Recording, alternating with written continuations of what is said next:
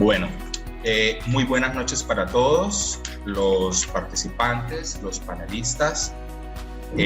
Muchas gracias por su tiempo para compartir en la noche de hoy. Yo sé que es un tiempo en familia. Les agradecemos profundamente a los acompañantes. Gracias a la Sociedad Colombiana de Cardiología y Cirugía Cardiovascular, al capítulo de insuficiencia cardíaca, hipertensión pulmonar y trasplante cardíaco. Vamos a realizar el webinar del día de hoy, un tema supremamente interesante que a todos los que estamos en el mundo de la cardiología nos hemos enfrentado casi que a diario. El título, como todos saben, es síndrome cardiorrenal, cuando la función renal se altera, un reto para el cardiólogo. En primera medida tenemos el primer expositor, es el doctor Álvaro Herrera Escandón. El doctor Álvaro Herrera es médico internista y cardiólogo, especialista en insuficiencia cardíaca y trasplante cardíaco. Reside en la ciudad de Cali, en DIME, Clínica Neurocardiovascular, IPS Cardiopreven, profesor de la Universidad del Valle y Universidad Libre Seccional Cali. El doctor Álvaro nos va a hablar de síndrome cardiorrenal, epidemiología y clasificación. Les comento que en el día de hoy la dinámica, los tres conferencistas van a tener unas preguntas en el transcurrir de la charla, en diferentes puntos de la charla. El doctor Álvaro va a hacer al inicio. Estas preguntas las vamos a hacer para todos y vamos a tener la opción de hacer una votación y una opción también, obviamente, de ver el resultado de la votación, y en el transcurrir de la presentación de cada panelista se va a resolver la pregunta. Doctor Álvaro, bienvenido. Puedes comenzar. Muchas gracias, doctor Ortega. Vamos a agradecer en primera instancia a la Sociedad Colombiana de Cardiología por la oportunidad de compartir este tema tan interesante, a todas las personas que nos están acompañando, agradecerles por este tiempo en casa, por este tiempo de familia que estamos dedicando a la educación médica contigo. Doctor, doy el paso para que empecemos con las preguntas de votación, ¿te parece? Perfecto. Entonces, la primera pregunta es: ¿cuántos síndromes cardiorrenales conoce? A1, B2, C3, D4, E5. Podemos votar. Tenemos 30 segundos para que voten. Voten, por favor. Bueno, entonces, como ahí está claro, el 54% de los participantes eligieron la respuesta E, 5 tipos de síndromes cardiorrenal. En segundo lugar, la respuesta D, en un 21%, correspondiente a 4 síndromes cardiorrenales. Le sigue la respuesta B, 2 síndromes cardiorrenales en un 9%. Y en el último lugar, tanto la A como la C, es decir, 1 y 3 síndromes cardiorrenales, 8% aproximadamente. Entonces, la siguiente pregunta, tenemos acá, aquí tengo que relanzar la votación. ¿Cómo define la injuria renal aguda en insuficiencia cardíaca aguda? Las posibles respuestas son A, utilizó Akin; B, utilizó rifle; C, miró la creatinina; D, a ojo. Voy a relanzar la votación. 30 segundos. Entonces tenemos, en primer lugar, utilizó Akin, el 71% de nuestros participantes. En segundo lugar, miro la creatinina y el BUN, 25%. En tercer lugar, utilizo rifle, 21%.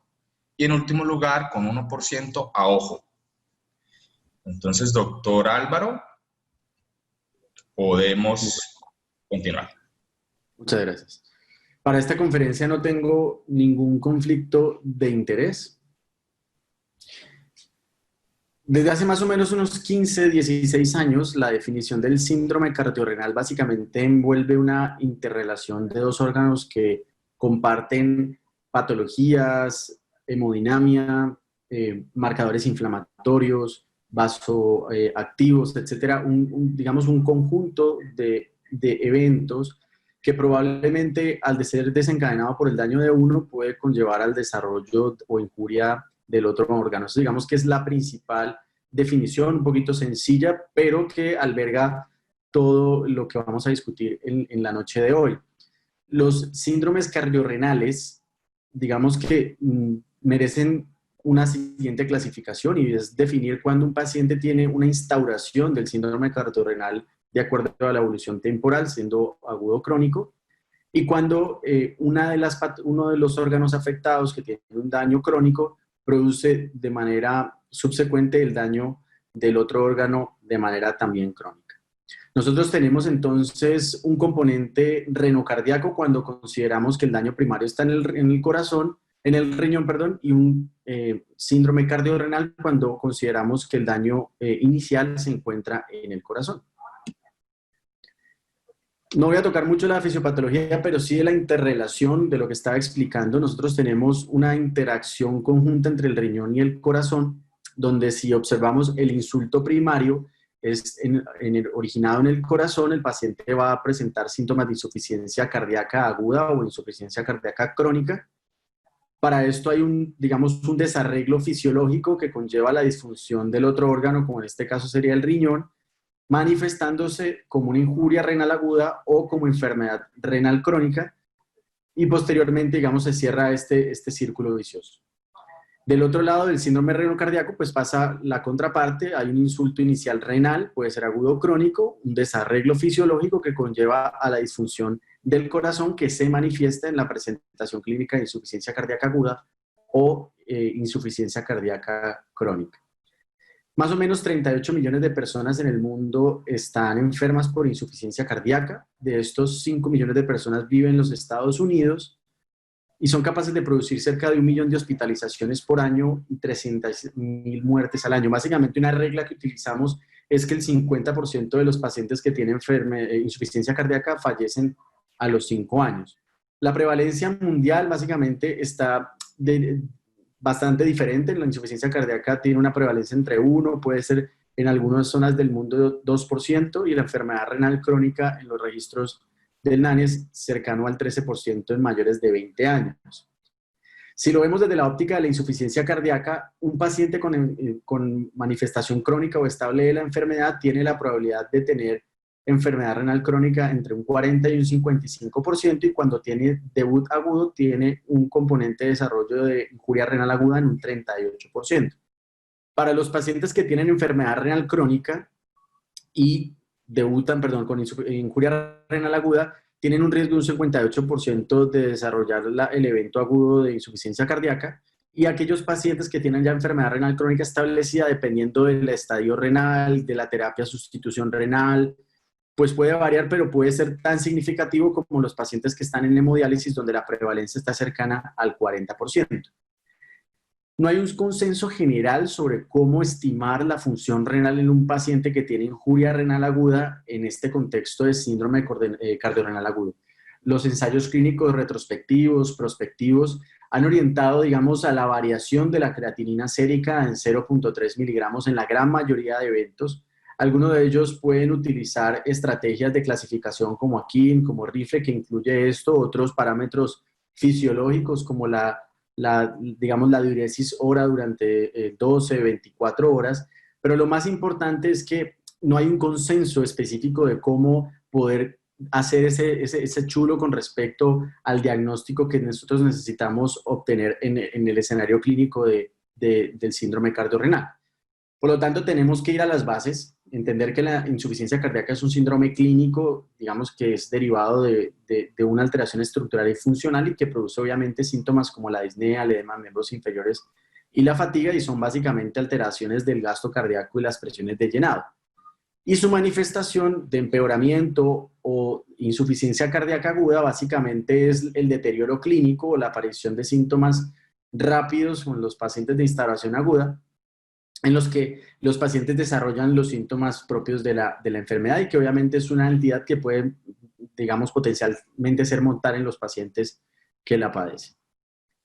Hay factores de riesgo que se comparten, como les dije, estos son dos órganos que están íntimamente relacionados y que tienen, digamos, alteraciones que desde el punto de vista vascular, aterosclerótico, que comparten en general y que predisponen que el daño de uno u otro órgano pueda producirse. Entonces, pacientes con hipertensión, diabetes, la progresión y la edad, el deterioro progresivo de la tasa de filtración con la edad, la presencia de enfermedad coronaria y cardiopatía isquémica, el debut como con edema pulmonar o de hipertensión pulmonar, son condiciones que favorecen a la aparición de la disfunción renal en el contexto tanto agudo como en el paciente que tiene enfermedad, insuficiencia cardíaca crónica, que se encuentra estable y deteriora progresivamente la función renal. ¿Cómo lo clasifico? Digamos que aquí hay mucha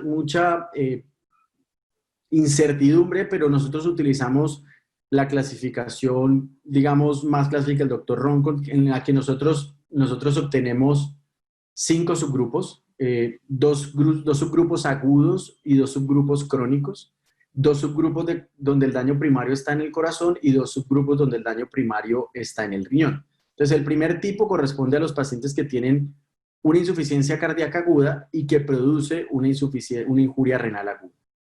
Los tipo 2 son aquellos pacientes que tienen insuficiencia cardíaca crónica, que están estables y que crónicamente desarrollan un deterioro de la función renal. El tipo 3 son pacientes que hacen una injuria renal aguda resultante en un episodio de insuficiencia cardíaca aguda. El tipo 4 son pacientes que ya tienen enfermedad renal crónica y que progresivamente deterioran la función cardíaca hasta ser sintomáticos. Y el tipo 5, digamos que es un fenómeno en el cual de manera conjunta se daña ambos órganos, como en los casos, por ejemplo, de la sepsis o los pacientes que tienen amiloidosis, en los cuales el proceso original es un proceso sistémico.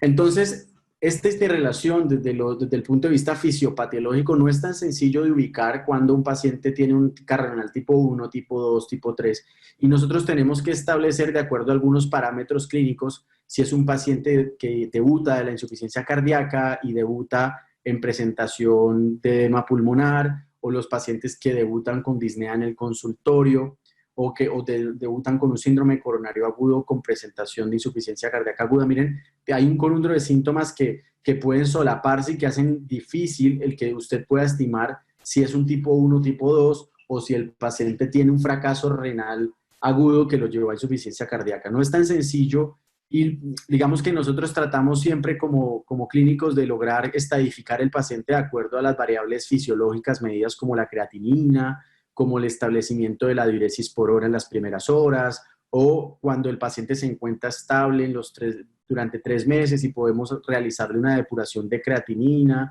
tomarle una albuminuria para poder darle esa clasificación a la enfermedad renal crónica y poderlo ubicar en alguno de los subtipos tipo 1, tipo 2, tipo 3, tipo 4 o tipo 5. Sin embargo, la verdad es bastante difícil en algunos escenarios donde la progresión de los síntomas pueden ser muy agudos o muy larvados.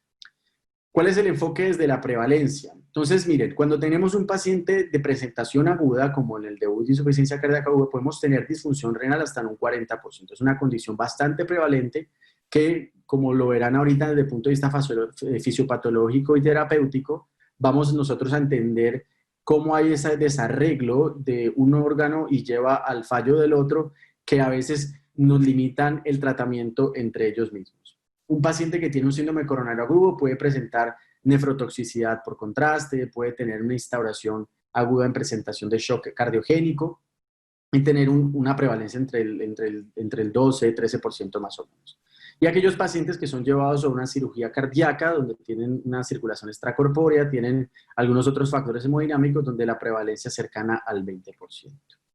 Si el paciente se encuentra estable, es la segunda comorbilidad la enfermedad renal crónica. Después de la hipertensión arterial, nosotros debemos decir que los pacientes están, digamos, de una manera bastante prevalente, O sea, podemos decirlo tranquilamente que al menos el 40% de los pacientes va a tener disfunción renal.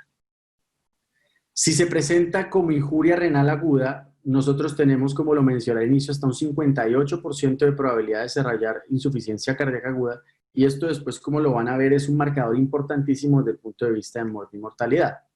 Ahora, cuando lo vemos desde la enfermedad renal crónica estable, miren que el desarrollo de insuficiencia cardíaca varía muchísimo de acuerdo a la etapa que se encuentra de la enfermedad. No es lo mismo un paciente trasplantado de riñón como un paciente que se encuentra en diálisis peritoneal, como un paciente que se encuentra en hemodiálisis. Recuerden que la hipovolemia que se produce relativa al final de la diálisis produce una activación simpática muy robusta que perpetúa el daño a nivel del corazón y la activación del sistema nervioso autónomo.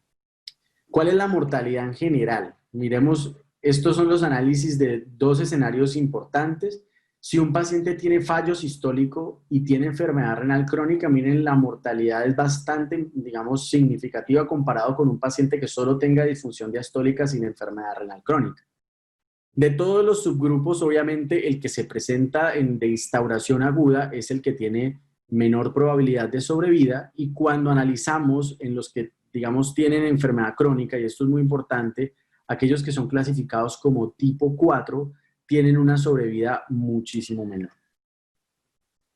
Ahora bien, si un paciente está hospitalizado por el empeoramiento de una insuficiencia cardíaca aguda y tiene disfunción renal durante la presentación clínica, nosotros le estamos diciendo que el paciente al alta tiene 9 veces más posibilidad de fallecer y a los 30 días 3.5 veces más probabilidad de fallecer. Eso es muy importante. Cuando el paciente tiene disfunción renal, la disfunción renal marca parte de la morbimortalidad en el escenario clínico del paciente hospitalario. ¿Y qué predictores son importantes? La creatinina sérica. Un paciente que debute con más de 1.5 de creatinina con un episodio de insuficiencia cardíaca es un potente predictor de desenlace adverso, y cuando la presentación aguda es de edema pulmonar. Miren, digamos,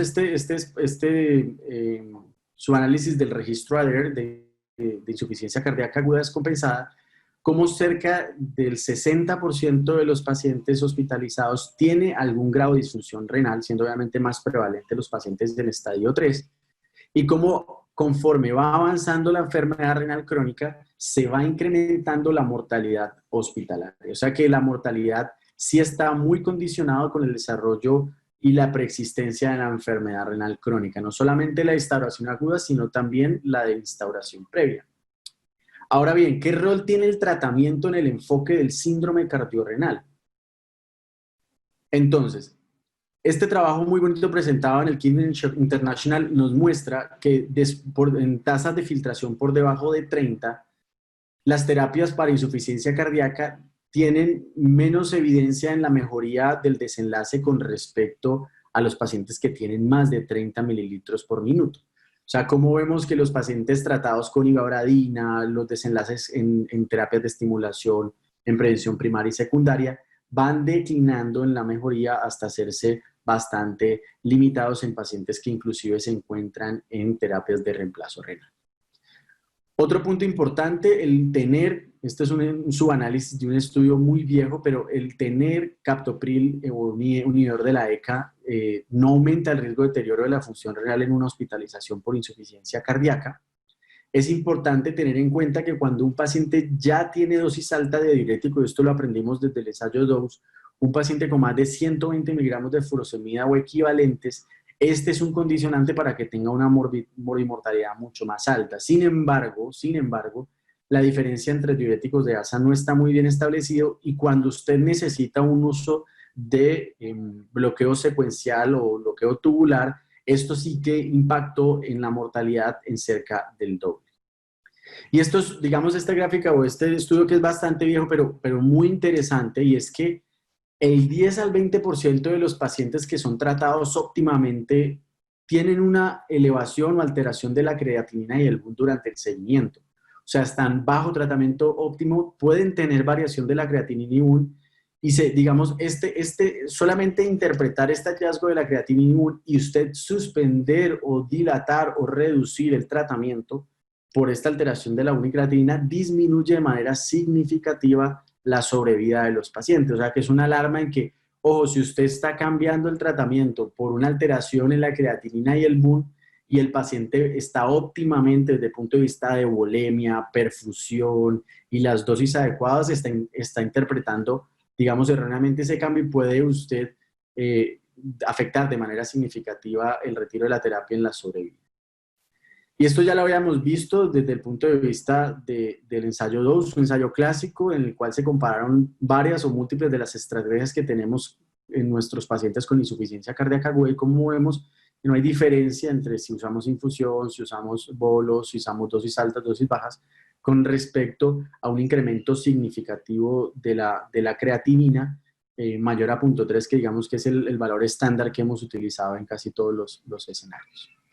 La espironolactona, entonces, ¿qué vemos de este subanálisis del estudio RAILS? Que los pacientes que tienen espironolactona y su tasa de filtración está por debajo de 60, se comportan o mantienen el beneficio en reducción de mortalidad comparado con aquellos que tienen menos de 60 y no se encuentran tratados con ellos. O sea que es importante que parte del tratamiento que nosotros podemos mantener durante el tiempo, el retirarlo sí que puede impactar con respecto a la aumento de la mortalidad y la hospitalización. En resumen, nosotros decimos que un paciente con insuficiencia cardíaca aguda o crónica, el establecimiento de la disfunción renal está directamente relacionado con un aumento en la mortalidad. Muchísimas gracias.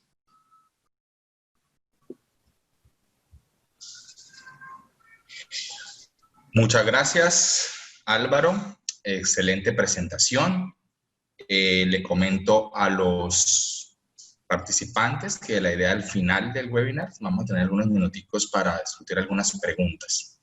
A continuación, tengo el gusto de presentar a la doctora Paola Morejón Barragán. La doctora Morejón es especialista en cardiología, especialista en insuficiencia cardíaca, trasplante, soporte circulatorio mecánico y crítico de la Fundación Favaloro en Argentina, miembro del Consejo Editorial del Journal de Trasplante Cardíaco y Pulmonar, miembro del Consejo de Cardiología del American Heart, miembro del Servicio de Cuidado Crítico Cardiovascular del Instituto Argentino de Diagnóstico y Tratamiento, docente en la Universidad Abierta Interamericana en Buenos Aires, Argentina. La doctora nos va a hablar, el título de su presentación es el antiguo mito de guiarte por la creatinina, diagnóstico actual de la congestión. Doctora Morejón, bienvenida.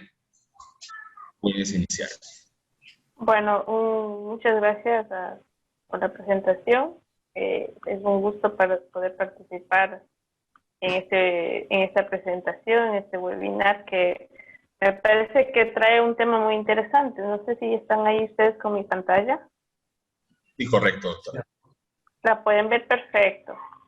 Bueno, la idea de hablar del antiguo mito de la creatinina, creo que la primera pregunta que me realicé ante esto es, no tengo conflictos de interés ante esta presentación.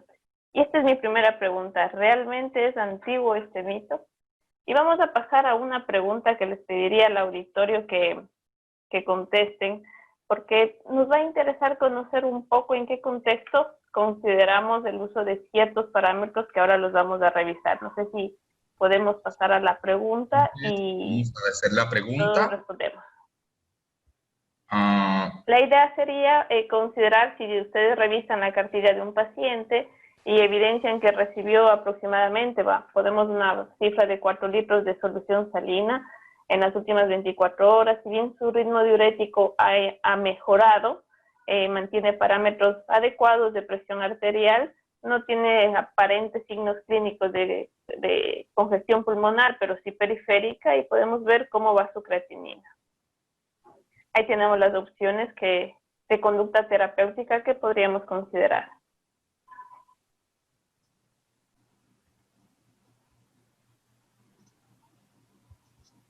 Bueno, creo que tenemos los 30 segundos.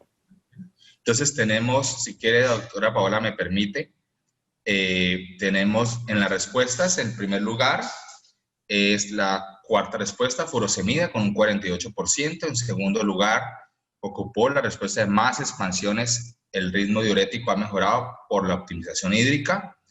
En tercer lugar, tenemos volumen y vasopresor con un 19%. Y en cuarto lugar, agregar un vasopresor para tensión arterial sistólica por encima de 105 milímetros de mercurio, un 13%. Bueno, vamos a ver paulatinamente si cambiamos un poco la imagen en cuanto a esta respuesta, ¿sí? Aunque bueno, más allá de que haya sido la respuesta mayoritaria, avancemos. Y creo que todos nos hemos enfrentado a esta situación, en la que un episodio de descongestión o, bueno, una insuficiencia cardíaca aguda, al estarla tratando, llega algún grupo que considera que al subir la creatinina debe tomar determinada conducta terapéutica, y la conducta terapéutica ha sido por lo general parar diuréticos, aún más pasar líquidos, que creo que es una de las medidas terapéuticas más iatrogénicas que existen, y suspender los nefrotóxicos, por no haberlo puesto entre comillas, ¿a qué llamamos nefrotóxicos? Y aquí radica el mito. Realmente el aumento de la creatinina es un parámetro que debemos considerar durante la descongestión en insuficiencia cardíaca. Y por otro lado, esto nos ha llevado a cometer errores críticos realmente en la terapia de estos pacientes. Conozcamos un poco de la insuficiencia cardíaca y la disfunción renal. Ya lo mencionó el doctor Herrera. Sabemos que la mayoría de pacientes con insuficiencia cardíaca tienen algún grado de disfunción renal, lo cual aumenta su riesgo de mortalidad hasta un 50%. Es aproximadamente el 40% de pacientes que cumple criterios de enfermedad renal crónica estadio 3. Recuerden el registro ADERA, que el registro con más de 150,000 pacientes reportó que hasta un 64% de pacientes presentaban criterios de disfunción renal moderada. Es muy cierto que un paciente con enfermedad renal crónica que desarrolla lesión renal aguda, está en mayor riesgo de progresar a enfermedad renal terminal. Según las definiciones y básicamente el aumento de creatinina, hemos encontrado que entre el 20 y el 70% de pacientes que cursan un episodio de descompensación se presenta lesión renal aguda. Esto considerando las definiciones que tenemos en la actualidad o que utilizamos, porque realmente, como lo dijo el doctor Herrera, no está unificado el criterio. Por otro lado, hasta un 30% de pacientes presenta lesión renal aguda después del alta. Pero tomemos en cuenta esto, que a diferencia de lo que tenemos en la insuficiencia cardíaca crónica, el significado de los aumentos de la creatinina en el campo agudo realmente son controversiales. Y creo que es importante avanzar a dónde arranca el problema. Y por ahí debemos encontrar el problema en las interpretaciones. Y vamos a arrancar con la disfunción cardíaca. En el pasado, ¿cómo interpretábamos la insuficiencia cardíaca? Como un fallo anterógrado, netamente, en el que el problema era el bajo gasto. Y el bajo gasto justificaba la disfunción renal. E incluso se consideraba que el bajo gasto era el que originaba la congestión y que incluso la congestión era necesaria para mantener un adecuado llenado y por ende mantener un gasto cardíaco idóneo en un corazón ya disfuncionante. Por otro lado, también se manifestaba que el bajo gasto no permitía un adecuado estímulo de receptores y esto generaba retención hidrosalina. En otras palabras, siempre el bajo gasto era nuestra respuesta. Por otro lado, el aumento de urea y creatinina que se daba en estos pacientes se justificaba al indicar que por existir bajo gasto existía flujo renal y esta era la causa. Avancemos un poco con esta pregunta. Si tenemos un paciente de 50 años con insuficiencia cardíaca, diabetes, enfermedad renal crónica, en quien conocemos su creatinina basal, recordemos que esto no es lo habitual, conocer una creatinina basal y ya vamos a definir un poco qué es basal.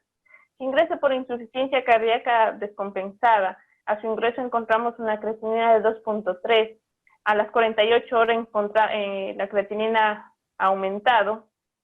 ¿Qué medida ustedes consideran adecuada para estimar la tasa de filtrado glomerular? Si me ayudan con esta votación. Doctor Ortega, cuando usted considere... Vamos a completar. Correcto. Entonces tenemos como primer puesto el uso del CKD-EPI con 35%. En segundo lugar, tenemos que su tasa de filtración no es calculable con el 29%, seguido de Cockcroft-Gaul con el 20%, y el uso del sistema MDRD con un 16%. Perfecto. Bueno, realmente fue una pregunta en la que hubo una votación un poco más dispar, y quizás esto refleja el no tener una definición unificada. Avancemos para responder estas preguntas. Entonces, vamos al problema en la interpretación de las funciones y en este caso el campo renal.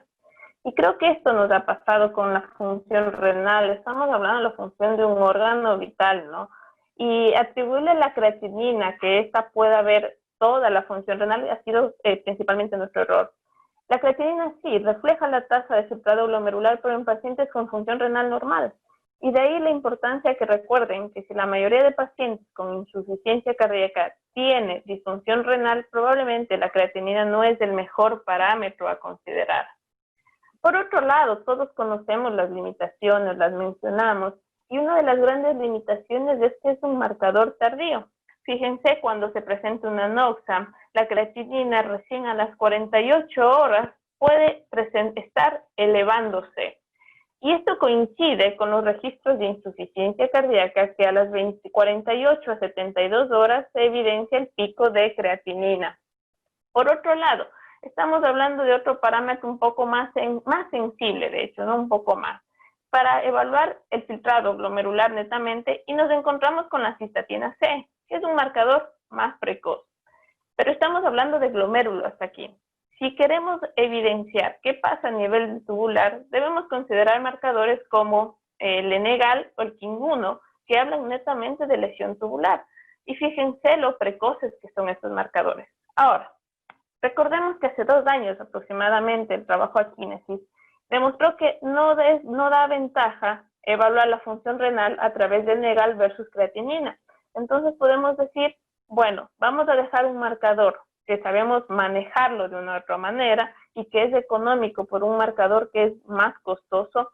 La respuesta a esto, quizás la pregunta a esto, debería ser, ¿realmente estamos enfrentándonos a una lesión renal en el marco de la insuficiencia cardíaca? Veamos cómo los cambios absolutos de creatinina únicamente, y como lo hemos venido interpretando de manera habitual, sí se relacionan con mortalidad cuando los evaluamos de manera esta relación directa, sube la creatinina, disfunción renal. Pero si consideramos realmente la creatinina basal, que es algo a lo que generalmente no tenemos acceso, veamos qué es lo que pasa con esta relación. La relación realmente disminuye. ¿Esto es significativo? Se ha asociado o hemos asociado arbitrariamente que lesión renal se asocia a incrementos de creatinina o viceversa, que creatinina incrementada o sus ascensos significan lesión renal aguda. ¿Qué nos dicen los propios nefrólogos? Esto es del libro de Ronco, del profesor Ronco, y él es muy claro en decir que tiene muchas variaciones desde su secreción tubular, la eliminación que va a estar alterada, la tasa de generación también es variable. Por lo tanto, atribuirle a este marcador un rango adecuado para tomar en cuenta ese 0.2 a 0.3 y que sea capaz de distinguir entre el filtrado glomerular normal y el anormal, parece impreciso, no es adecuado. Recuerden que la creatinina es un biomarcador que se filtra libremente por el glomérulo, que se secreta en el túbulo, y pedirle que sea un marcador para que nos hable de la función renal parece que está un poco exagerado, y esto es lo que nos ha llevado a nosotros a confusión.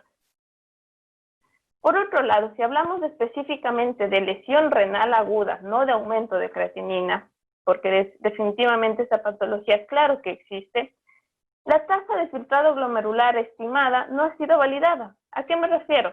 Las fórmulas que nosotros habitualmente conocemos no han sido validadas en el escenario agudo ni en el escenario del cuidado de paciente crítico.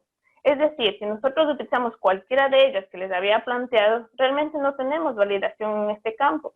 puesto que recuerden que estas fórmulas, más allá de cómo fueron validadas, exigen que la creatinina sea estable y por ende, si recuerdan el caso, variaba la creatinina. Su basal era de 2, entró con 2,3 y tuvo un aumento hasta 2,7. La creatinina no era estable.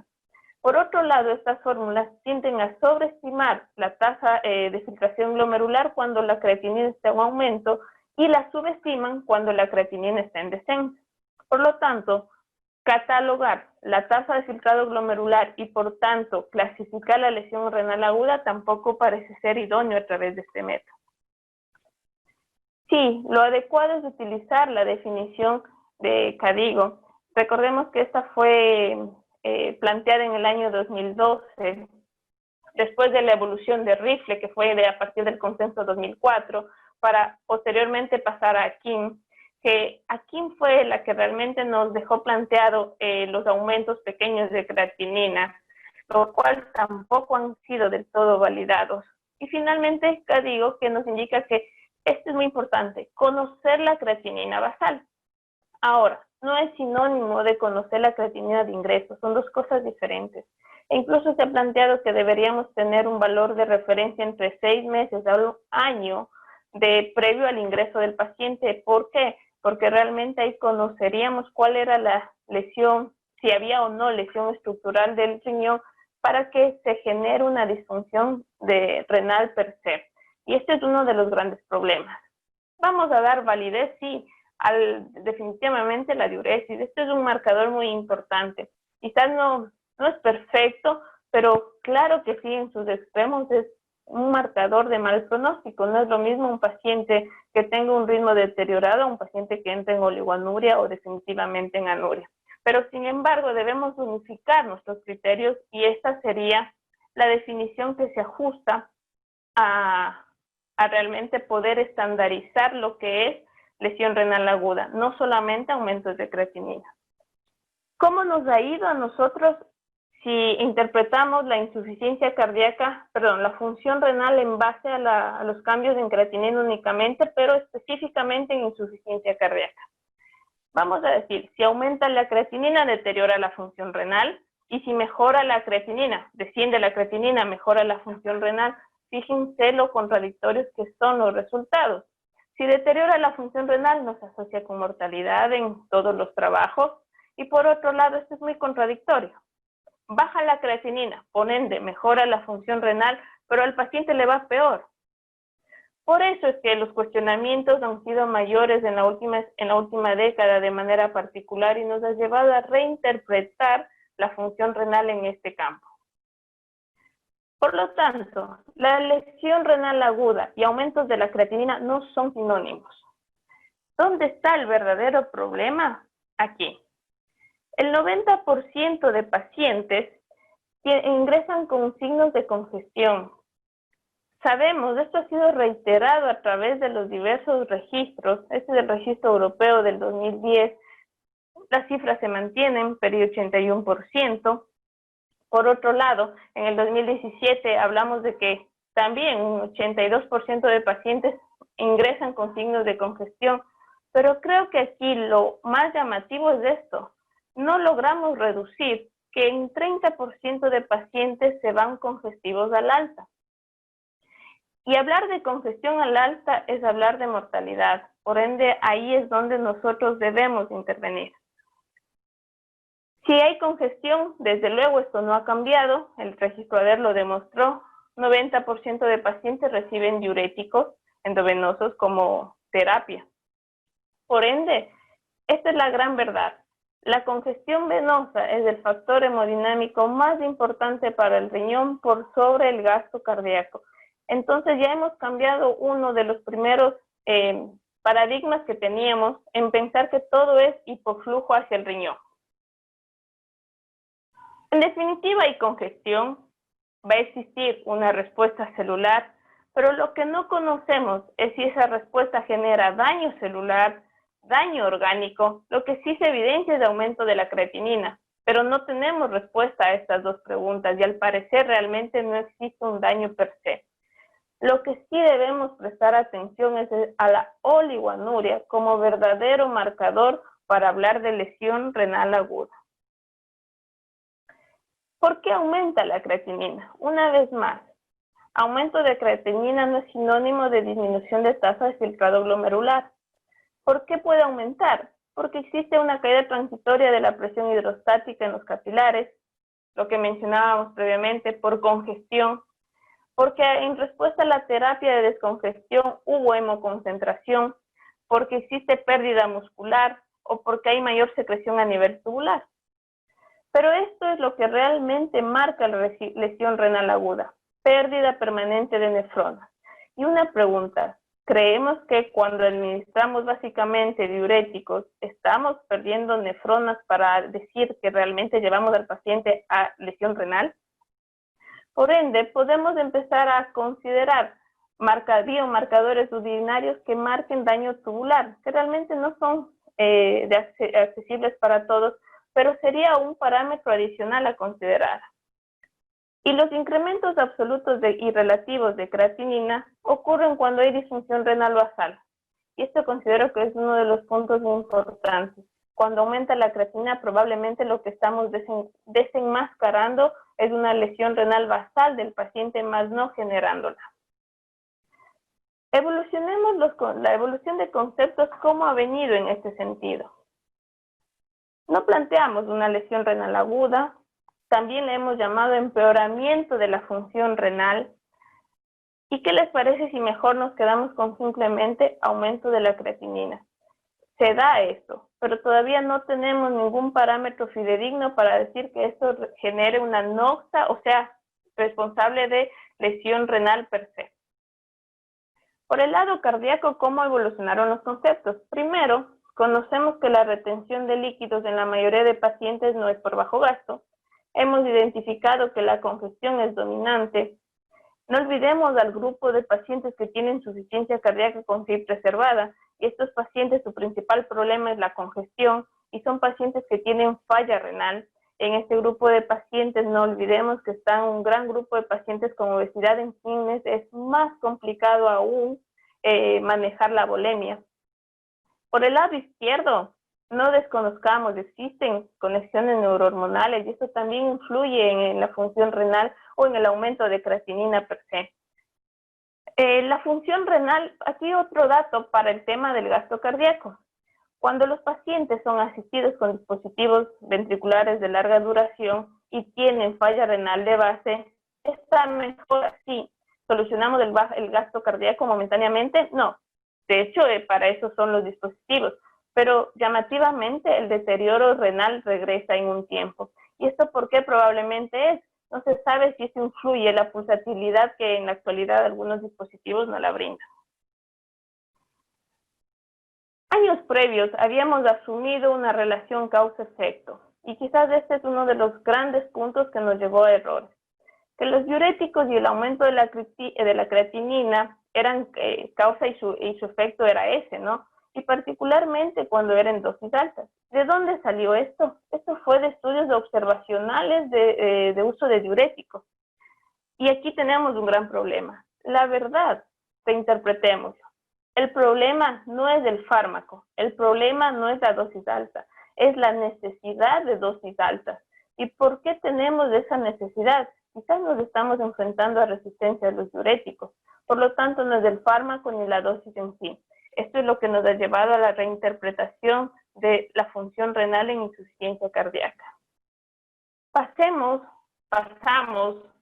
de lo que es lo prerrenal con el bajo gasto únicamente, a hablar de esta asociación que el doctor Herrera lo había mencionado con el síndrome cardiorrenal, la clasificación del profesor Ronco, pero les invito a pensar en esto, en lo veno-renal, pensando en que el predominio es la congestión.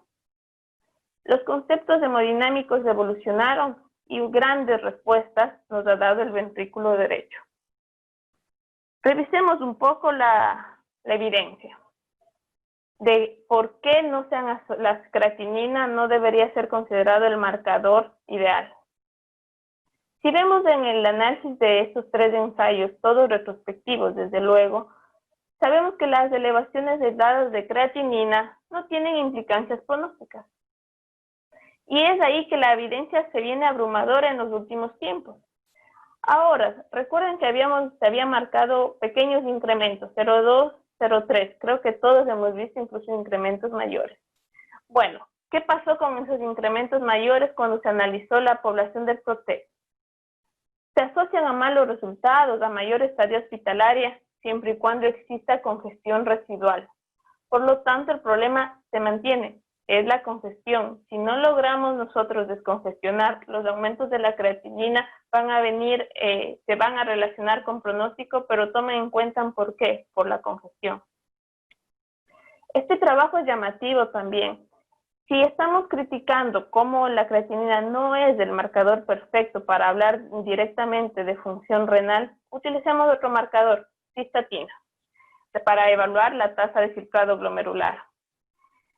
Esto es particular. Los pacientes en quienes disminuye o no hay cambios de cistatina, o los marcadores de injuria tubular renal disminuyen, uno esperaría que aumenten si queremos hablar de lesión renal, les va peor. Al contrario, a los pacientes en quienes la cistatina se incrementa, por ende la creatinina, o que tienen aumentos en marcadores tubulares, tienen mejor pronóstico. Miren que hemos utilizado este trabajo, evaluó marcadores directos de daño tubular, y estos, con el incremento pequeño moderado de cistatina y de creatinina, en el marco de descongestión agresiva, porque este trabajo evaluó la corte del Carrer, no se relacionan con mal pronóstico, al contrario, encontramos mejores resultados en este grupo de pacientes.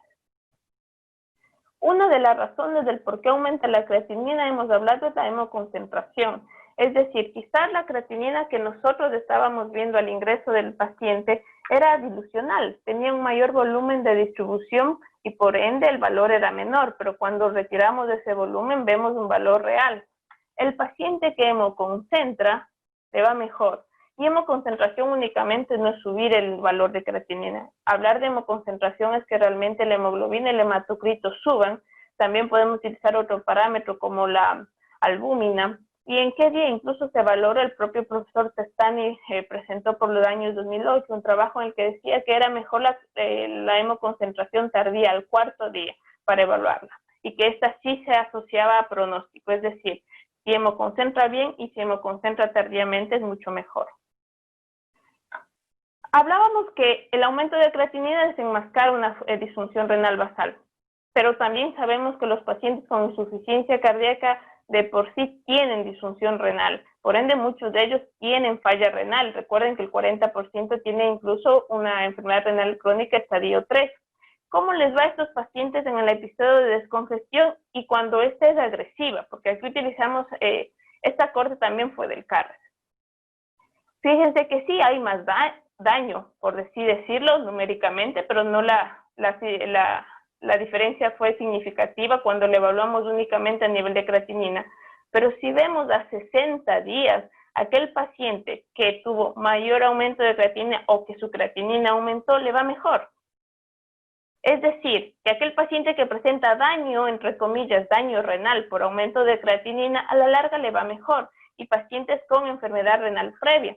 Por lo tanto, pacientes que tienen enfermedad renal crónica, la descongestión agresiva, sea por bloqueo secuencial de la nefrona o por ultrafiltración, independiente de que aumente los marcadores de lesión tubular, tienen mejor pronóstico a 60 días incluso de recuperación renal. Por lo tanto, les planteo que realmente nuestro objetivo sea la descongestión y que sea una descongestión efectiva. Las elevaciones de creatinina cuando son transitorias no afectan al pronóstico si logramos el objetivo. Desde luego, tomemos en cuenta que es el objetivo. No es lo mismo que la creatinina incremente paulatinamente y la clínica del paciente no mejore. Si esta no mejora, debemos reanalizar y replantear nuestra terapéutica. Si analizamos aisladamente el deterioro de la función renal, tomando en cuenta la tasa de filtrado glomerular estimada a través de las fórmulas, porque las utilizamos, más allá de que no estén validadas, lo hacemos. Sí, el panorama no parece ser el mejor, aumenta los efectos adversos son mayores y básicamente mortalidad. Pero vámonos realmente a un concepto mucho más integral. No es analizar un aumento de creatinina únicamente, Analicemos el contexto del paciente. Si mejoramos la clínica y vamos a evaluar la congestión, en este caso fue a través de péptidos, si bajan los péptidos, si hay hemoconcentración, por ende estamos hablando de incremento de hematocrito, miren cómo los resultados son mejores. Por lo tanto, la evaluación debería ser integral y no de un solo marcador de manera aislada. ¿Qué nos enfrentó a los nefrólogos y a los cardiólogos? Nos enfrentamos porque los nefrólogos básicamente han posicionado el concepto del relleno arterial y ellos plantean que mantengamos rangos óptimos de presión arterial y de presión arterial sistémica, con lo cual el compromiso renal a nivel del flujo no se ve alterado. Y en esto mucho tiene que ver el famoso síndrome cardiorrenal. Pues sí, ¿y esto por qué se ha visto? Recuerden que hay trabajos que mencionan que pacientes con enfermedad renal crónica en quienes se optimiza a través de transfusiones, se corrige la anemia, pues tienen mejor pronóstico que aquellos pacientes en los que no se realizan dichas transfusiones en sí y se descongestiona únicamente como está el paciente. Por ende, esa fue una de las razones del por qué no nos poníamos de acuerdo. Sin embargo, la integración a través del síndrome cardiorrenal ha permitido que lleguemos a un acuerdo. Y no solamente por considerar de que sí debemos tener buenas presiones, sino básicamente por el ventrículo derecho. El ventrículo derecho nos ha dado muchas respuestas a los cardiólogos y a los nefrólogos. Lo hemos olvidado, por años fue el olvidado. Recuerden que el ventrículo derecho, incluso en insuficiencia cardíaca con fracción de eyección preservada, se presenta deterioro entre 3 a 5 años previos a la clínica de los pacientes. Incluso la mortalidad por desfalla derecha es similar a la del ventrículo izquierdo. Siempre nos olvidamos de este ventrículo. Para terminar, tendría que decirles que es importante reconocer el dominio del fallo retrógrado por sobre el anterógrado, y creo que eso lo hemos realizado de manera continua durante todo este tiempo. También que los aumentos de la creatinina en el marco de la insuficiencia cardíaca aguda varían de las causas convencionales de daño renal. Por ende, llamémoslo solamente aumentos de creatinina, no lo pongamos como falla renal. La evidencia demuestra que existe una falta de asociación entre biomarcadores de daño renal, como lo habíamos visto previamente, y los incrementos de la creatinina en el escenario de la descongestión agresiva. Es decir, no culpemos a la descongestión y aún más a un fármaco como la furosemida de lo que estamos evidenciando.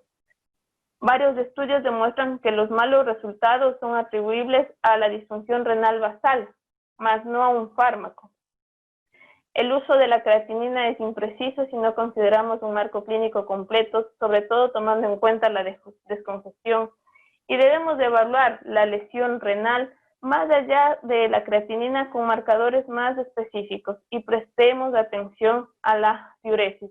La oligoanuria es uno de los marcadores más precisos que vamos a encontrar y sobre todo a la mano para hablar de lesión renal aguda. Muchas gracias por la invitación, era lo que tenía para compartir. Doctora Morejón, muchísimas gracias por su excelente presentación. A continuación, les presento a nuestro tercer panelista y último de la noche, el doctor Osmar Alberto Pérez, ampliamente conocido por todos. El doctor Osmar es especialista en medicina interna y cardiología, especialista, candidato a magíster de insuficiencia cardíaca, coordinador de la puesta al día de la Sociedad Colombiana de Cardiología, cardiólogo de la Clínica Chayo y la Clínica Los Hope Medical Center, docente igualmente de la Universidad Bosque, Universidad de La Sabana. El doctor Pérez nos va a hablar del tratamiento actual del síndrome cardiorrenal. Explícamelo con un caso clínico. Doctor Pérez, bienvenido. Bueno, muchas gracias. Muy buenas noches. ¿Me escuchan perfecto y ven mi presentación, verdad? Perfecto. Bueno, muchas gracias a la Sociedad Colombiana de Cardiología, al capítulo de insuficiencia cardíaca, a grandes amigos con quien estamos compartiendo el día de hoy, a Paola por acompañarnos y por aceptar esta gran labor de hacer educación médica. Vamos a hablar, pues, de un caso clínico. Estos son mis conflictos de interés. No recibo honorarios por esta presentación y es basada en guías, artículos, como ustedes lo verán. Hemos hablado ampliamente de la interacción entre corazón y riñón, y síndrome cardiorrenal, y lo vemos mucho en nuestra práctica clínica. El caso clínico que les voy a comentar, pues es un caso mío, es un caso de la vida real, y pues voy a hacer el abordaje de lo más habitual. Pueden haber muchísimos casos en cardiorrenal, pero quizás para mi modo de ver las cosas es un caso muy frecuente. Es un paciente que en el 2018, una mujer ya tenía enfermedad coronaria, hizo un infarto, requirió stents, manejo percutáneo para su enfermedad coronaria, y concomitante comorbilidades muy importantes como diabetes, hipertensión, hipotiroidismo, anemia por ferropenia. Inició con una FEBI del 25% y luego, tras manejo avalado por guías, pues subió a 38%.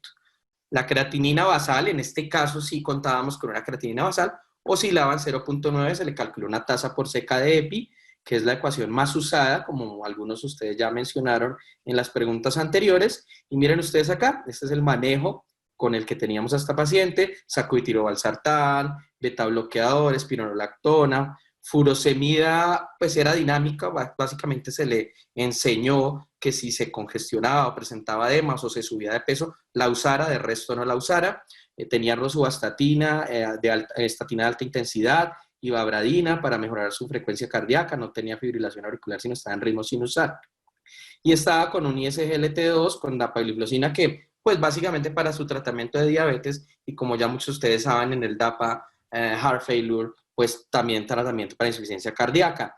Recibió hierro carboximaltosa en hospital de día por su ferropenia, y pues inició con una clase funcional 3, pero luego mejoró significativamente hasta una clase funcional 1. Requirió un inhibidor de la PCSK9 para lograr un control, un LDL menor a 55, por ser una paciente de muy alto riesgo, según guías actuales, y esta paciente pues ha retornado a sus actividades laborales y hace ejercicio habitualmente. Es decir, si vemos todo el cuadro, podríamos aplaudir, decíamos sí, estamos cumpliendo guías. Si nos vamos a esta famosa pirámide publicada recientemente, pues tiene ARNI, tiene antagonistas de los receptores mineralocorticoides, beta bloqueadores, tiene DAPA, que es nuevo y aprobado ya en países como Estados Unidos, en las guías canadienses para el manejo de falla cardíaca, y como veremos en unos próximos días, se presentará el estudio Empero Reduce, que ya sabemos de antemano el spoiler de que fue positivo y que se podrá usar en insuficiencia cardíaca con y sin diabetes,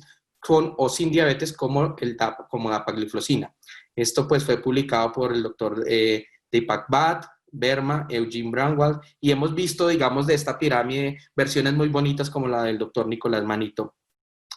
La paciente, sin embargo, tiene un problema que estamos viendo con nuestra pandemia actual, y es que no volvió a sus controles, no renovó la formulación médica y de hecho no pudo adquirir sus medicamentos, y pues empezó a deteriorarse, a tener una clase funcional 3, a edematizarse, y pues ingresa a la clínica, no tenía tos, no tenía fiebre, no tenía clínica respiratoria, pero pueden ustedes ver acá que tenía una marcada ingurgitación yugular con reflujo hepatoyugular, tenía galope por S3 a la auscultación, y como ustedes pueden ver acá, edemas con fobia, y cuando le tomamos una función renal, ya estaba en 1.8 con una tasa de filtración glomerular calculada en ese momento de 31 y un potasio de 5 con oliguria, de hecho, oliguanuria.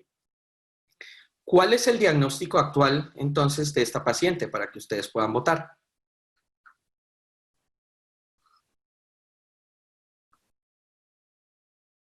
Juan Carlos.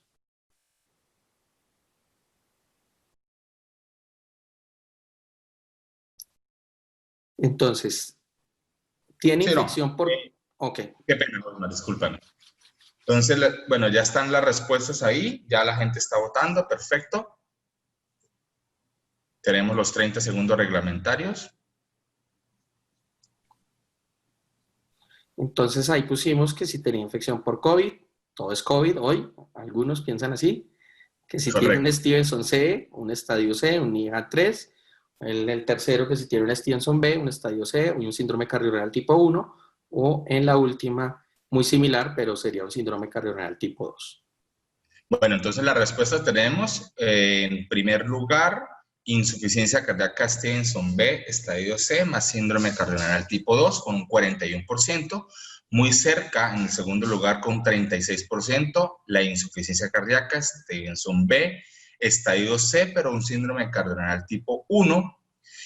En tercer lugar tenemos con 23% insuficiencia cardíaca Stevenson C, estadio C, NIFA 3. Y por obvias razones, el último lugar con 1%, infección por COVID. Perfecto.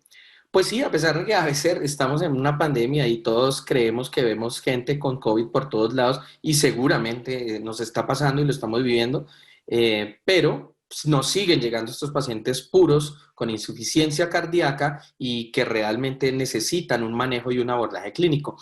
Miren ustedes que la votación estuvo muy pareja y en la vida real esto pasa. Y quizás lo vamos a discutir al final, previo a iniciar estas presentaciones hablábamos con la doctora Paola y decíamos lo difícil que es aplicar esta clasificación de ronco a veces en la práctica y a veces queda ahí rondando entre, ¿este paciente será que tiene un tipo 1, tipo 2? Tanto así que a veces ni siquiera ponemos ese diagnóstico específico en las historias clínicas. Quizás para este caso, basándonos en todo lo que tiene el paciente, quizás pues, considero que tenía un síndrome cardiorenal tipo 2 en un paciente ya crónico que empieza a tener deterioro de la función renal. Bueno, ¿qué parámetros utilizamos y qué hemos visto en nuestra revisión completa hasta ahora?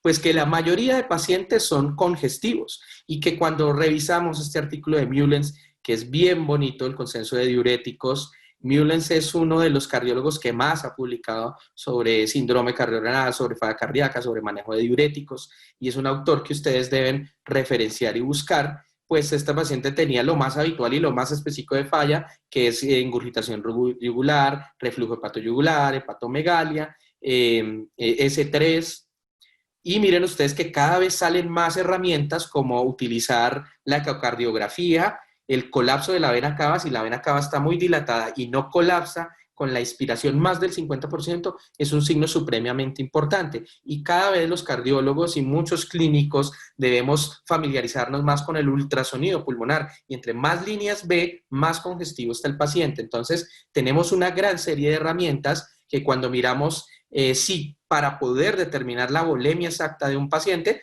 nos vamos a utilizar diferentes parámetros. Si tiene ortopnea, es decir, siempre somos clínicos. Los cardiólogos tenemos que ser muy clínicos y pues en Colombia la mayoría pues somos internistas, entonces nunca perder esa parte clínica, pero tenemos herramientas como la caminata de 6 minutos, el NT-proBNP, entre más elevado esté ese paciente muy seguramente está congestivo, la cava, su colapsibilidad y las líneas B. Todo ese conjunto nos ayuda a determinar si el paciente está congestivo o no.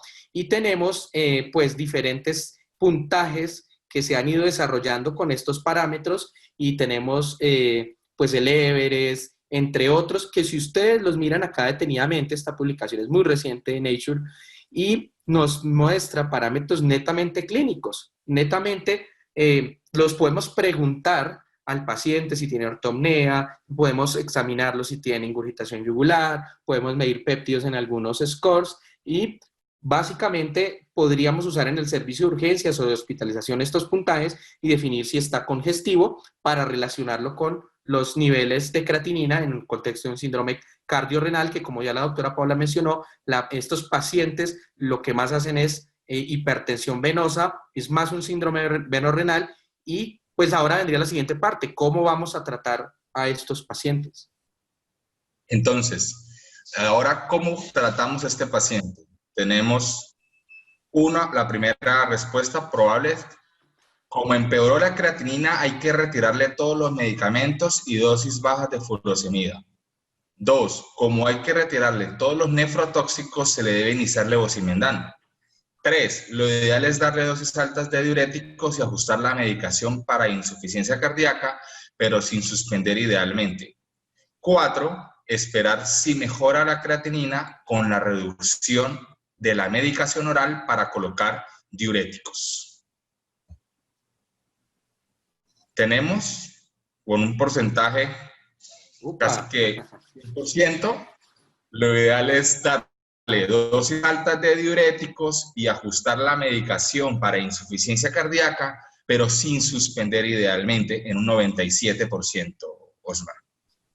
Perfecto, muchas gracias. Yo creo que el mensaje va quedando claro y ya tenemos el primer mensaje clínico que queremos que quede en esta actividad de síndrome cardiorrenal y es cómo no debemos suspender los medicamentos, entre comillas, nefrotóxicos, y ya veremos en una diapositiva posterior cómo debemos abandonar ese término, y pues que idealmente no debemos suspender la medicación que modifica la enfermedad en insuficiencia cardíaca, sino ajustarla.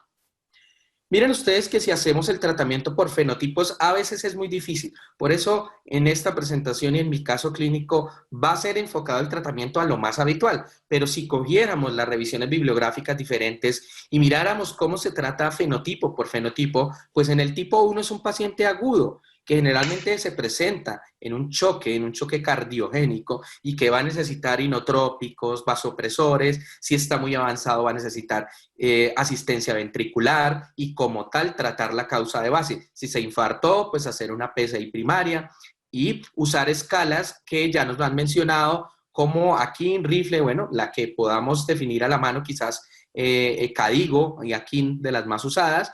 Biomarcadores, usamos mucho creatinina en la práctica y por eso en mi presentación del caso les mostraré cómo yo hice ese seguimiento con creatinina, pero ojalá podamos en el futuro usar más cistatina y Engal. El tipo 2 es el más frecuente, es el paciente congestivo, es el paciente de este caso. Debemos tratar la congestión, obviamente tratar la causa, que probablemente el paciente pues dejó su medicación, transgredió está consumiendo muchísimo más líquidos y este paciente hay que tratar esa causa, hacer restricción hídrica, diuréticos, vasodilatadores. Si de pronto el fenotipo o la clasificación empeora y en el Stevenson ya es C y este paciente desarrolla hipoperfusión, pues probablemente podría necesitar inotrópicos. Hay que aprovechar la hospitalización para incluso poder titular e iniciar tratamiento médico óptimo lo más pronto posible y no suspenderlo.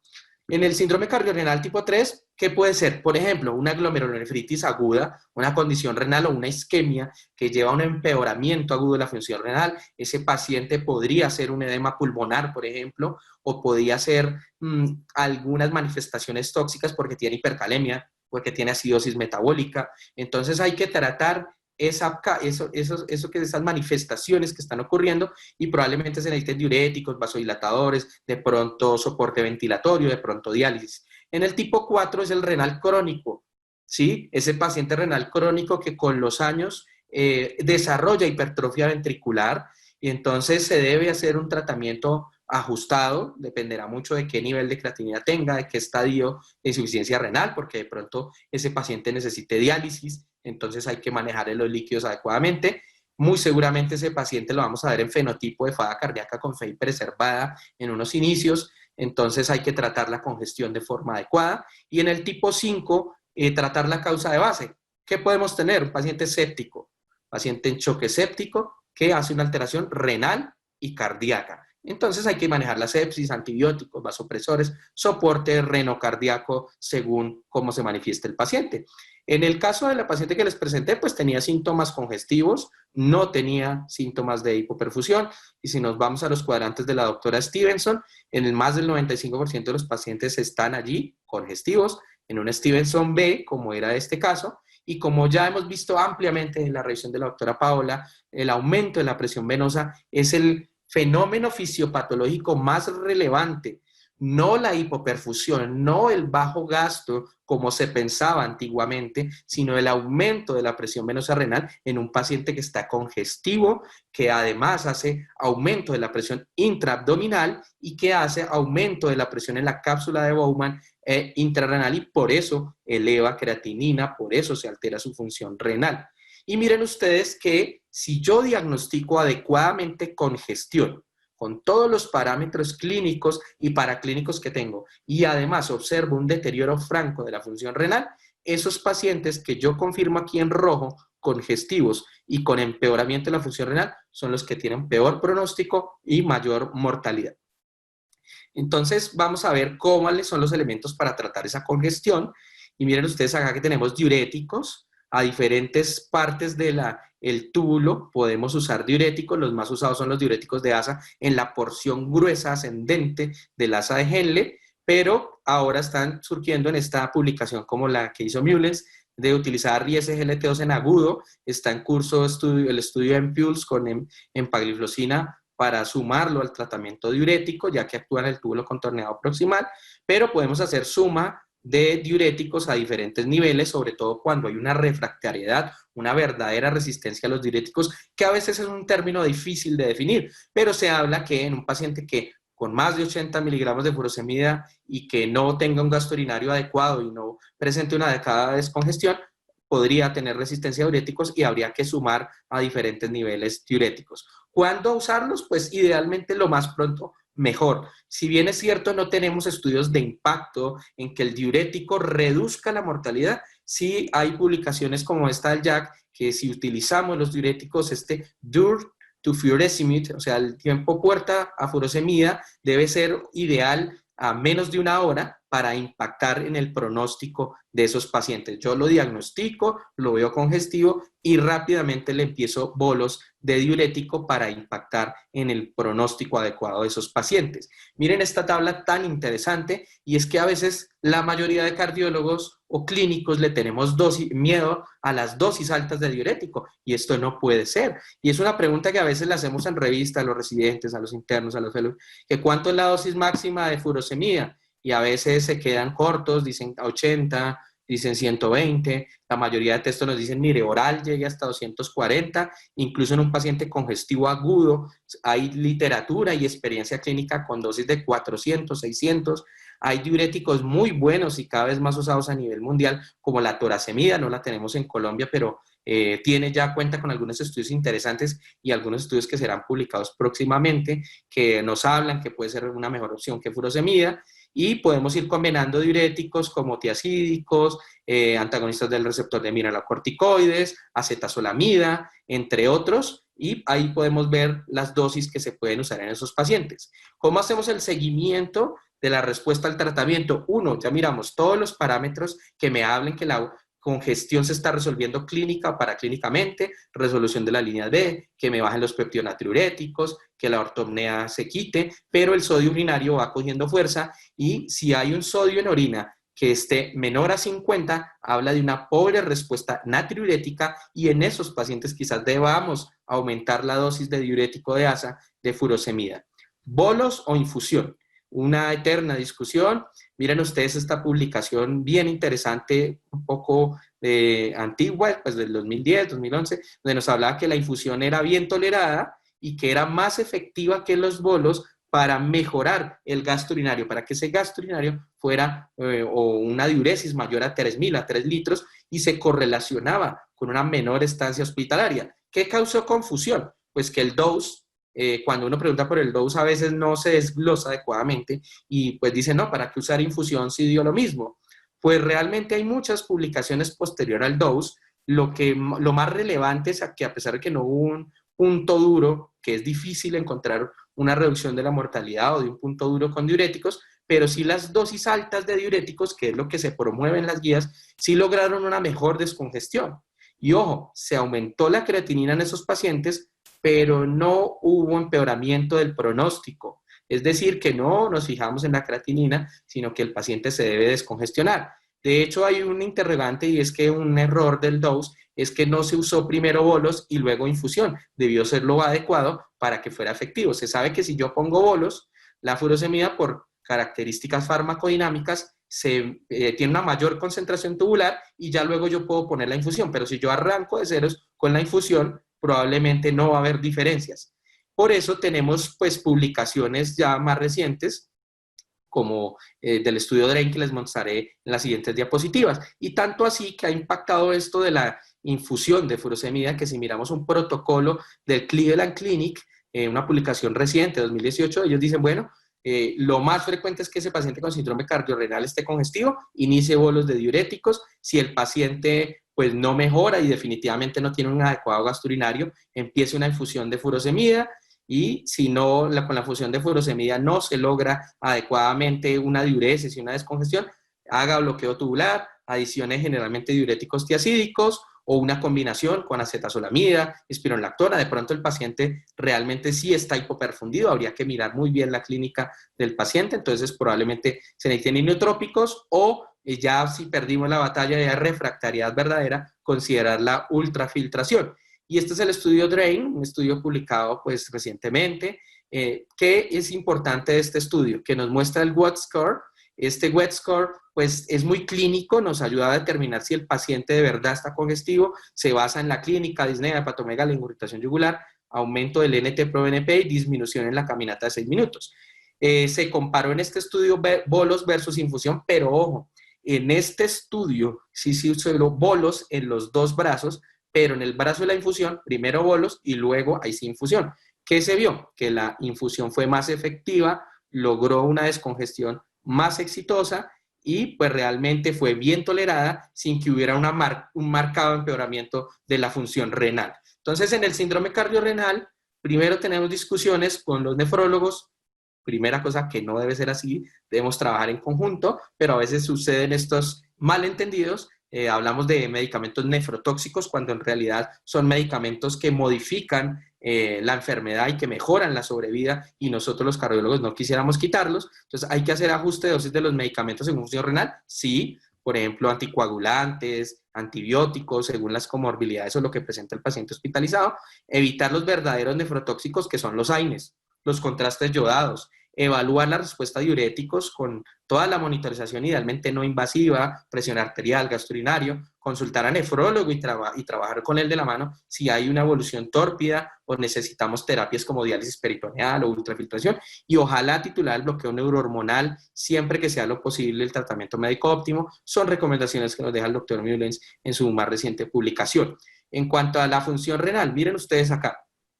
Perder es ganar un poco. Quizás Paola no lo conoce, pero tenemos un filósofo colombiano, un ex técnico de la Selección Colombia, que decía, perder es ganar un poco. Y en esta publicación dice eso, realmente perder algo de función renal, que caiga esa tasa de filtración glomerular, que aumente esa creatinina, ¿en realidad estamos ganando? Pues pareciera que sí. Ya vimos que la reducción de la tasa de filtración glomerular es un efecto hemodinámico causado por los medicamentos, pero en esos pacientes se ha visto es que se aumenta la creatinina, pero si yo lo descongestioné adecuadamente, a largo plazo va a tener un mejor pronóstico. Y el manejo farmacológico modificador de la enfermedad va a aumentar la sobrevida de esos pacientes. Ojo con los términos y con el lenguaje que usamos. Entonces, ojo que ese uso de término nefrotóxico empecemos a quitarlos. Los ARNI, los IECAS, los betabloqueadores, los antagonistas de los receptores mineralocorticoides son nefroprotectores y mejoran el pronóstico a largo plazo. Cuando hablamos de resistencia a diuréticos, ojo que primero puede haber incumplimiento del paciente. Segundo, puede ser que el paciente, así como está edematizado y le vemos el edema y todo, a nivel intestinal también esté edematizado y no puede absorber adecuadamente los fármacos como los diuréticos. Que esos pacientes estemos usando concomitante a AINES u otros medicamentos que no nos deje actuar adecuadamente.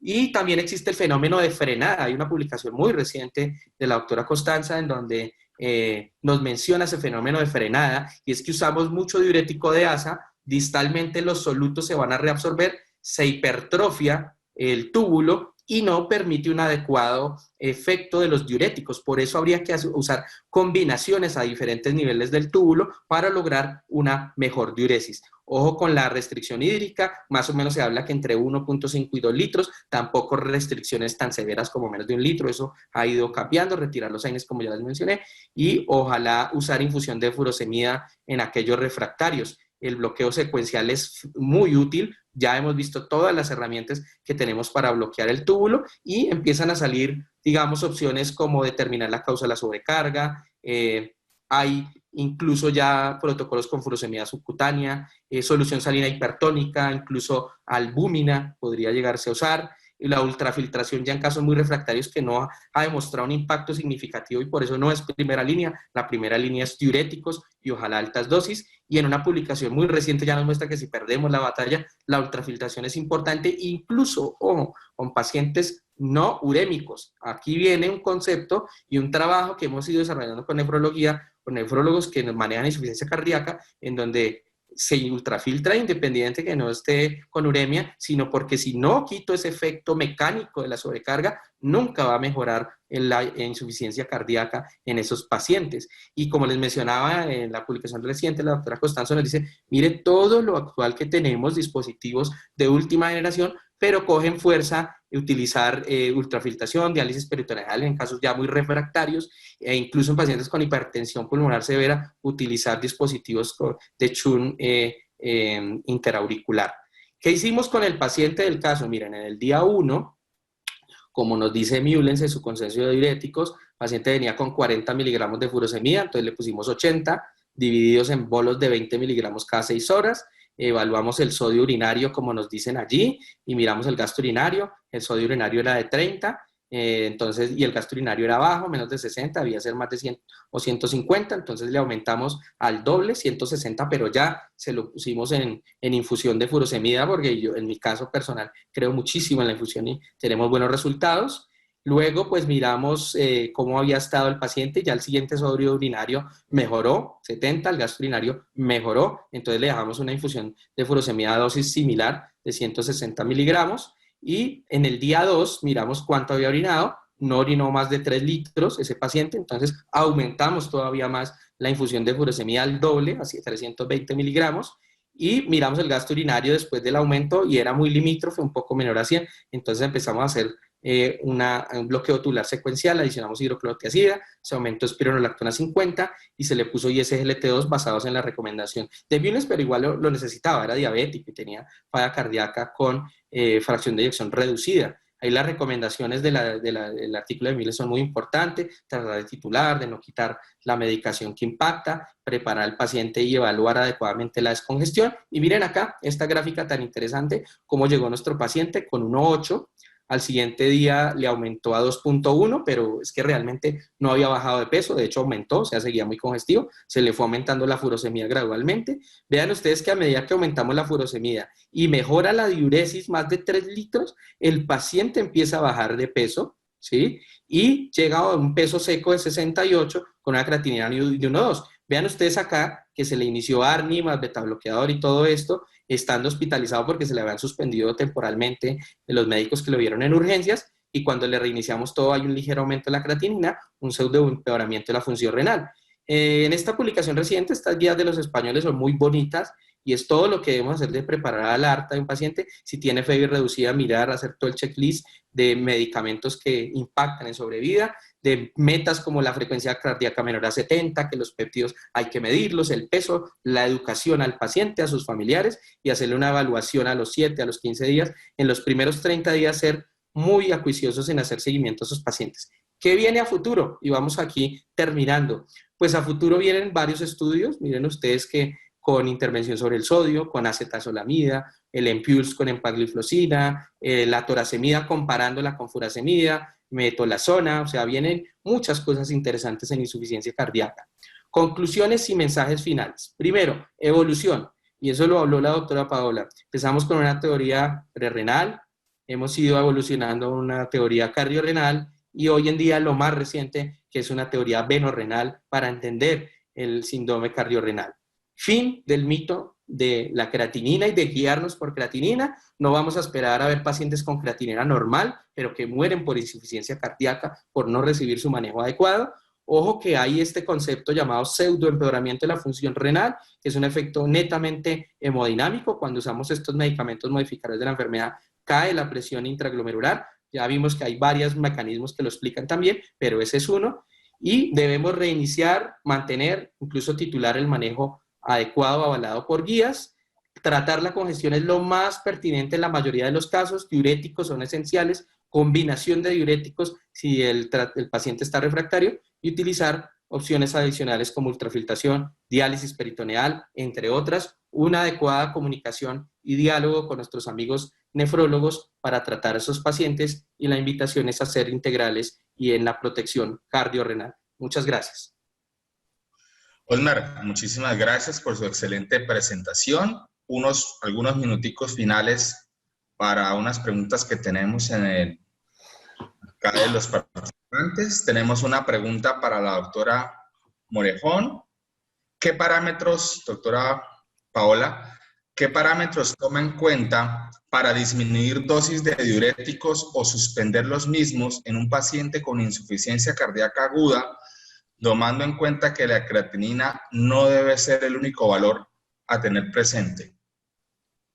Bueno, más allá que no debería ser un valor para detener la congestión, realmente al ver que los pacientes tienen enfermedad renal crónica, en lo personal me preocupa si no aumenta esa creatinina, porque probablemente no estoy descongestionando. ¿Cuándo cambio la estrategia? Lo principal es considerar la clínica del paciente. También saber a qué enfermedad me estoy enfrentando. Ustedes recordarán que los pacientes con ICEA avanzada, el 42% de ellos no tienen los signos clásicos. Por lo tanto, debemos acudir a otras herramientas. ¿Qué herramientas? Ya lo mencionaba el doctor Pérez, el sodio urinario es una de ellas, pero sobre todo en la fase aguda, porque nosotros debemos buscar natriuresis, no acuaresis, que ese es otro de los problemas también. Por lo tanto, ¿cuándo disminuimos puntualmente? Cuando los signos mejoren, sí, utilicemos parámetros como el ultrasonido, y si bien se está posicionando el ultrasonido pulmonar, les digo, realmente prefiero un poco más el ultrasonido renal y el intrahepático, que realmente nos dan mucha mayor, digamos, información de la hemodinámica del paciente en sí. Por lo tanto, el momento que el paciente mejore clínicamente, de por sí va a existir ya una reducción de diuresis con la misma dosis de diuréticos, y esto no es por bajo gas, sino seguramente porque el paciente se está descongestionando. El primer mensaje, vean la clínica de los pacientes. Vean la clínica, fíjense que a los 3-4 días el paciente va a hemoconcentrar. Si no tiene signos periféricos, es el momento de bajar las dosis de diurético de ASA, y no hagan de menos aquel poquito edema que tienen los pacientes. Creo que los scores que presentó el doctor Pérez es lo más importante utilizar. No es lo mismo decir que tenemos un score de 15 a que ahora tenemos un score de 4, y bueno, evidentemente la mejoría clínica es notoria. Fíjense, yo les recomiendo fijarse mucho en la clínica e integrar herramientas como básicamente el ultrasonido. Va a ayudar muchísimo a guiar en la terapia. De acuerdo. Muchas gracias, doctora. Doctora, aprovecho, tengo una pregunta que también tiene que ver con esto, que lo acabas de mencionar, de la doctora Pilar Cárdenas, médica internista acá en la ciudad de Cúcuta, donde yo resido. Con respecto a la hemoconcentración, si la hemoconcentración al tercer o cuarto día tiene una meta o un valor meta, paralelamente, ¿cuánto deben bajar los péptidos y cuánto debe subir el hematocrito? A ver, una recomendación en este sentido, porque hablamos de hemoconcentración y uno de los problemas que tenemos también es no tener definido todavía valores de absolutos. Entonces, si bien en el estudio, en el ESCAPE, se vio una hemoconcentración con aumento de hematocrito aproximadamente 3%, 5%, este es el rango que se ha evidenciado. Tomemos en cuenta esto, ¿sí? Dar estos rangos. Creo que no debemos entrar en absolutismos. Entre tercer y cuarto día que me concentre con un incremento entre 5% de hematocrito, aumento de la creatinina, tomemos otro parámetro, la albúmina también. Si la albúmina se aumenta, es otro marcador que nos está hablando de hemoconcentración. Esto deberíamos sumarlo. Creo que las herramientas se deben sumar, porque siendo honestos, en insuficiencia cardíaca no tenemos trabajos prospectivos. Todo lo que hemos mencionado son análisis retrospectivos de los grandes ensayos. Por otro lado, hasta nos hemos equivocado en ciertos objetivos. Recordemos la ultrafiltración. Uno de los objetivos de la ultrafiltración fue ver el aumento de creatinina y no la descongestión en sí. Por eso mi recomendación, fijémonos desde el cuarto día la hemoconcentración con estos parámetros, 3 a 5%. En cuanto a los péptidos que mencionaba la doctora, ya vimos el guided, que nos pasó con el guided que no son para guiar terapia, pero utilicemos las herramientas de manera, creo, personalizada, individualizada. Un paciente que clínicamente mejora, que evidenciamos que no encontramos signos de congestión, utilizamos ultrasonido, no hay congestión subclínica. Si nos animamos, tenemos disponibles los péptidos, uno esperaría y se estima que el NT debería bajar un 30%, que esto se asocia a mejor pronóstico. Bueno, mi pregunta es, ¿todos disponemos de péptidos? Por eso no hablo de un marcador, de un número fijo. ¿Cuánto debe bajar el péptido? Lo importante es que disminuyan, sí. Hay pacientes tan refractarios que quizás no va a disminuir esos péptidos y es por la enfermedad de base. pero son la minoría, son pacientes de ICE avanzada, pero realmente estamos hablando del menos del 5% quizás de la población global. Eso en cuanto a los péptidos.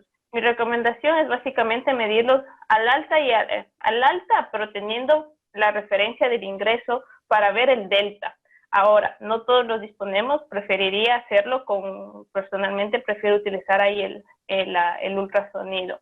No sé si había otro parámetro más que me había mencionado, doctor Ortega. Era básicamente el hematocrito y los péptidos. Muchas gracias, Sí. doctora Paola. Yo quería complementar algo y es que pues estoy de acuerdo totalmente con la respuesta de la doctora Paola. Yo en práctica lo estoy haciendo con la mayoría de pacientes de insuficiencia cardíaca. Buscamos ese delta de reducción del 30% y hay una publicación bien bonita del JACC que habla de que uno debería tener en sus metas tener el manejo médico óptimo y ojalá el NT-proBNP esté menor a 1000. Eso parece impactar en el pronóstico y en las rehospitalizaciones de los pacientes. Y sí, eso fue un dato muy importante. Si bien queremos tener marcadores, si bien queremos tener valores, digamos, absolutos, no sé si al doctor Pérez le ha pasado encontrarse con pacientes que ingresen con 5,000, 6,000. Realmente llevarlos a menos de 1,000 es muy difícil. Es complejo. Entonces, sí. de ahí nace el delta, ¿no? Que el 30% nos ayudaría bastante. Les digo de verdad, el tener péptidos y quizás hacer ultrasonido más está como una tendencia a poder nosotros demostrar algo para un buen trabajo, pero en la práctica clínica muchos carecen de péptidos y creo que este es uno de las grandes limitantes, y no porque no sean útiles, sino a veces también porque los empleamos mal y todavía los costos no son accesibles para todos.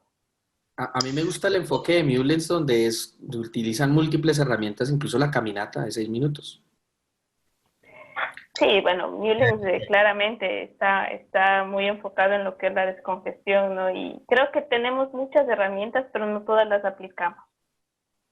Doctor Osmar, una pregunta para usted con respecto a cuándo se recomienda el bloqueo tubular para manejo de sobrecarga y qué esquema recomendaría. Bueno, como lo vimos en el caso clínico que les presenté, hay que confirmar refractariedad, porque lo primero que pasa, y lo vemos en la práctica, es que no usamos las dosis adecuadas de diuréticos. Yo le preguntaba hace poco en una revista a los residentes que cuánto era la dosis máxima de furosemida y no lo saben, dicen 100, 120, y la verdad muchos colegas piensan lo mismo. Entonces, primero hay que usar una dosis adecuada, segundo, ojalá debe ser intravenosa, y debemos ir titulando de acuerdo a respuestas, si no mejoró, dar el doble de la dosis hasta que lleguemos al tope máximo, que en agudo podría ser a 400 o 600 de furosemida. Yo casi nunca he llegado a esa dosis. Generalmente uno ve que responden con 240, incluso con 120, 180, responden adecuadamente. Si no es así, en el día 2, porque en el día 1 se empezó la titulación de diuréticos, de pronto bolos, de pronto a algunos nos gusta la infusión de furosemida y nos va muy bien con la infusión de furosemida, y si a pesar de eso no se logra un gasto urinario adecuado y clínicamente no observamos descongestión, adicionamos a diuréticos tiacídicos, son los más usados, se puede usar hidroclotiazida, es el más usado, se puede usar clortalidona. Espironolactona falló en su estudio como diurético, incluso se comparaba la dosis de 25 con 100 y no hubo una diferencia entre 25 y 100. Se podría llegar a usar, algunos expertos lo hacen, pero la recomendación sería seguir avanzando con acetazolamida, con un ISGLT2 que nos ayuda al bloqueo proximal, y eso sería básicamente. Aquí hay un punto que hay que tener en cuenta, que es muy frecuente, que el paciente llega congestivo y viene, por decir algo, con 40, 80 miligramos de furosemida vía oral en su casa y llega congestivo. En ese momento nosotros debemos probablemente pasarlo a vía endovenosa y de entrada doblar la dosis que el paciente venía recibiendo en la casa, porque si el paciente viene recibiendo 80 miligramos vía oral en casa y nosotros le vamos a pasar a 20 miligramos IV cada 6 horas, aunque obviamente la equivalencia no es la misma, pero la recomendación es que de entrada debemos doblar la dosis. Eso es muy importante también. O al menos dar la misma dosis sí. Pero doblarla es lo más recomendado. Sí, correcto. En este punto, si me permiten hacer un acápite, en cuanto al uno de los problemas que creo que hemos generado con el manejo de la furosemida es no recordar que el incremento de la furosemida, su curva en forma descitálica, es en aumento logarítmica, no lineal. Y uno de los errores que cometemos es no doblar la dosis. si un paciente responde a 80 y deja de responder inmediatamente, deberíamos dar 160 y no 100. Ese es uno de los grandes problemas. El otro problema que hemos tenido con furosemida es que, si ustedes recuerdan el dose, dice dosis bajas. La dosis baja, ¿cuál era del dose? El equivalente de su vía oral al endovenoso. Pero cuando vemos la equivalencia real del pasar endovenoso a vía oral es del 50%. Si queríamos dar el equivalente, el dose de 40 miligramos vía oral debía haber dado 20 miligramos de intravenosa. Realmente siempre el dose dio el doble. Y en los pacientes de la rama alta, realmente fue 5 veces la dosis de su vía oral. Por lo tanto, el problema realmente lo hemos generado también al no dar la dosis adecuada de furosemida. Y el segundo diurético, el más utilizado es tiazidas, pero si ustedes revisan los estudios, son apenas 400 pacientes, ni llega a 400 entre todos los estudios que se han planteado. Así que debemos esperar, creo que, 2 estudios que se vienen, el LIBOR y el Chlorotic, que nos van a dar un poco más de luces, si es las tiazidas, si es la acetazolamida. En lo personal utilizo acetazolamida, y ahora se vienen los diuréticos, los inhibidores del CLGT2. Entonces, no tenemos respuesta al segundo diurético. Desde luego, sigamos las recomendaciones de expertos que utilizan más tiazídicos. En lo personal utilizo acetazolamida, pero nos queda mucho campo y hay algo muy lindo por investigar en el campo de la descongestión. Hay un punto que me gustaría, antes de comentarles con esto, es, digamos, que las terapias diuréticas debemos verla también como un manejo conjunto de otros tratamientos. Entonces,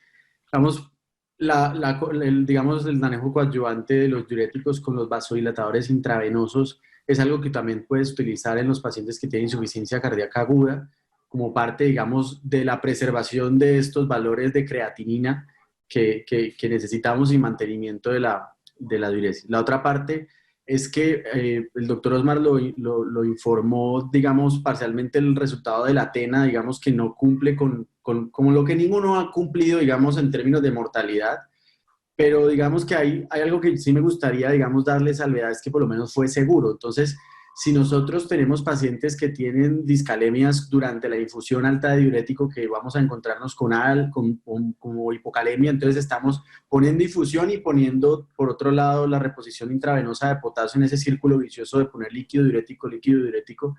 La administración coadyuvante de dosis de inhibidores de aldosterona altas también te puede ayudar a preservar ese potasio de manera segura. Entonces, digamos que como no hay nada escrito como que tú puedas firmar en mármol en diuréticos, sino que todos vamos aprendiendo en el camino con respecto a la dosificación. La otra parte es que, si ustedes observan, las dosis del dose fueron cada 12 horas en bolos, ¿no? Digamos que si todos vemos que la curva, como lo dijo la doctora, los pacientes tienen fenómenos de retención postdiurética cuando pasan más de 6 a 8 horas sin recibir una nueva dosis. Y esa fluctuación hace que constantemente requieran incrementos de la dosis para poder llegar a mantener la diuresis que el doctor Osman nos compartió. Bueno, yo creo que en aras hay muchísimas preguntas. Una excelente reunión el día de hoy. Les comento que tuvimos alrededor de 500 participantes, una cifra bastante importante.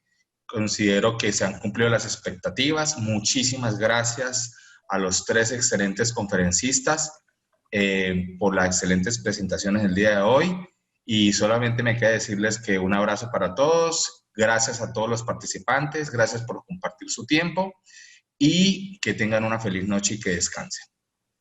Muchas gracias a todos por la invitación. Gracias, un saludo. Chao, gracias. Feliz noche. Chao, chao.